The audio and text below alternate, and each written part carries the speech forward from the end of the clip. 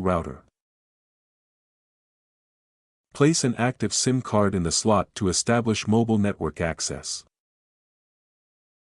Insert the battery to power the router when it's not plugged in. Press the power button until the screen lights up, indicating the device is on.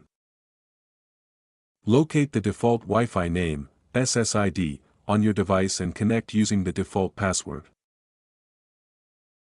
Enter http://192.168.1.1 or http://m.home in your browser to access the setup page.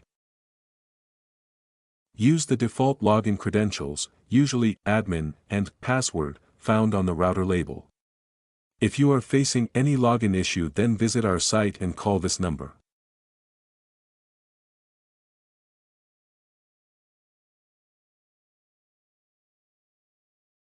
Follow the instructions on the screen to configure Internet and Wi-Fi settings. Change the Wi-Fi network name, SSID, and create a secure password for your network. Save the changes and apply them to update the router configuration. Verify your connection by browsing a website or checking the router's status display.